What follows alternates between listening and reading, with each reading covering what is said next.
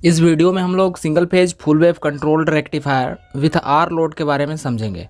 Single phase full wave controlled rectifier जो है वो 4 थायरिस्टर से मिलकर कंसिस्ट होता है, that is T1, T2, T3 and T4। And यहाँ पर रेजिस्टिव लोड कनेक्ट है with positive and negative terminal. इसमें single phase AC supply provide करते हैं। थायरिस्टर का अरेंजमेंट कुछ इस तरह होता है कि वन टाइम पर thyristor T1 and T2 conduct करता है एंड वन टाइम पर thyristor T3 and T4 conduct करता है। जब AC वोल्टेज अप्लाई करते हैं तो during positive half cycle thyristor T1 and T2 conduct करता है, जहाँ पर करंट की डायरेक्शन इस तरह होती है। वो पॉजिटिव टर्मिनल से थायरिस्टर T1 में जाती है एंड T1 से रेजिस्टर के अक्रॉस फ्लो करती है, आउटपुट वोल्टेज प्रोड्यूस होता है। एंड जो करंट है वो थायरिस्टर T2 से होते हुए सर्किट को कंप्लीट करती है। जब थायरिस्टर T1 एंड T2 के अक्रॉस करंट फ्लो करती है, उस टाइम थायरिस्टर के गेट टर्मिनल पर अल्फा एंगल से गेट पल्स प्रोवाइड करते हैं टू कंडक्ट द थायरिस्टर। मतलब जिस टाइम पे करंट फ्लो करती है सेम टाइम पे वहाँ पे गेट पल्स भी प्रोवाइड होता है, तभी जो थायरिस्टर है वो कंडक्ट करता है। एंड जब निगेटिव हाफ साइकिल आती है तो पॉजिटिव एंड निगेटिव टर्मिनल जो है यहाँ पे उसका पोलैरिटी चेंज हो जाता है।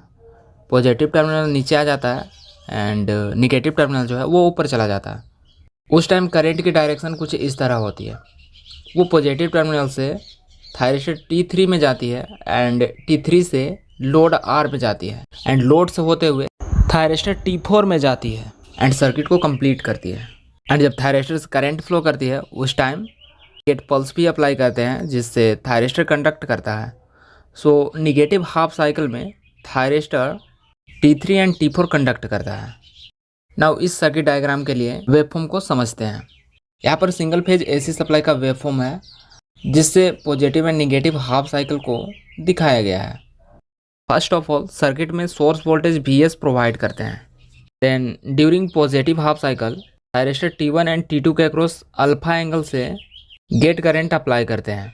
वहाँ पर output current I0 and output voltage V0 produce होता है। I0 एंड V0 स्टार्टिंग में अल्फा एंगल तक जीरो रहता है क्योंकि अल्फा एंगल के बाद हम लोग गेट करंट अप्लाई करते हैं। सो थायरिस्टर कंडक्ट करता है and output voltage and current produce होती है। यहाँ पर thyristor voltage VT1 and VT2 है। जब तक गेट करंट अप्लाई नहीं करते हैं तब तक थायरिस्टर T1 एंड T2 के अक्रॉस वोल्टेज का ड्रॉप होता है। एंड जैसे ही अल्फा एंगल से गेट करंट अप्लाई करते हैं तो थायरिस्टर कंडक्ट करने लगता है एंड T1 T2 के अक्रॉस वोल्टेज का जो ड्रॉप हो रहा था वो नहीं होता है, उसका वैल्यू 0 हो जाता है। VT3 VT4 जो है वो thyristor voltage in thyristor 3 and 4 है। जब VT1 एंड VT2 में वोल्टेज का ड्रॉप होता है उस टाइम VT3 एंड VT4 में वोल्टेज का ड्रॉप नहीं होता है। लेकिन जब अल्फा एंगल के बाद T1 एंड T2 कंडक्ट करता है तो उस time T3 and T4 conduct नहीं करता है, उसके अक्रॉस ओनली वोल्टेज का ड्रॉप होता है जिसका वैल्यू -Vm होगा। And during negative half cycle alpha angle से T3 एंड T4 में गेट करंट अप्लाई करते हैं तो thyristor T3 and T4 conduct करता है and output voltage and current produce होती है जिसका वैल्यू अल्फा एंगल तक 0 रहेगा। एंड जब अल्फा एंगल के बाद थायरिस्टर कंडक्ट करता है तो I0 एंड V0 का वैल्यू प्रोड्यूस होता है जिसका ग्राफ कुछ इस तरह से बनता है। इस टाइम पर T1 एंड T2 में थायरिस्टर वोल्टेज अल्फा एंगल तक ड्रॉप नहीं होता है एंड जब T3 एंड T4 कंडक्ट करता है तो उस टाइम T1 एंड T2 में थायरिस्टर वोल्टेज का ड्रॉप होता है and thyristor T3 and T4 में अल्फा एंगल तक वोल्टेज ड्रॉप करता है एंड अल्फा एंगल के बाद जब थायरिस्टर कंडक्ट करता है तो वोल्टेज का ड्रॉप नहीं होता है, वो 0 हो जाता है। एंड अगेन जब पॉजिटिव हाफ साइकिल आती है तो circuit first positive half cycle की तरह बिहेव करने लगती है। अल्फा एंगल से थायरिस्टर T1 एंड T2 में गेट करंट हम लोग प्रोवाइड करते हैं तो वो कंडक्टिंग स्टेट में आ जाता है and output voltage V0 and current I0 produce होती है। एंड T1 T2 में थायरिस्टर वोल्टेज अल्फा एंगल तक ड्रॉप होता है एंड उसके बाद 0 हो जाता है क्योंकि अल्फा एंगल के बाद जो थायरिस्टर है वो कंडक्टिंग स्टेट में आ जाता है। एंड T3 T4 में थायरिस्टर वोल्टेज अल्फा एंगल तक नहीं होता है एंड जब T1 T2 कंडक्ट करता है तो उस टाइम T3 T4 कंडक्ट नहीं करता है इसलिए उसके क्रॉस ओनली वोल्टेज का ड्रॉप होता है। एंड अगेन जब निगेटिव हाफ साइकिल आएगी तो circuit first negative half cycle की तरह बिहेव करता है। इस तरह से कंटिन्यू वेवफॉर्म बनते रहता है। There are many differences between natural commutation and forced commutation.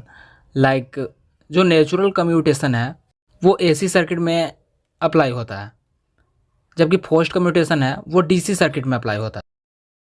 Natural commutation में एक्सटर्नल सर्किट का रिक्वायरमेंट नहीं होता है, जबकि फोर्स्ड कम्यूटेशन में एक्सटर्नल सर्किट का रिक्वायरमेंट होता है, लाइक इंडक्टेंस एंड कैपेसिटेंस।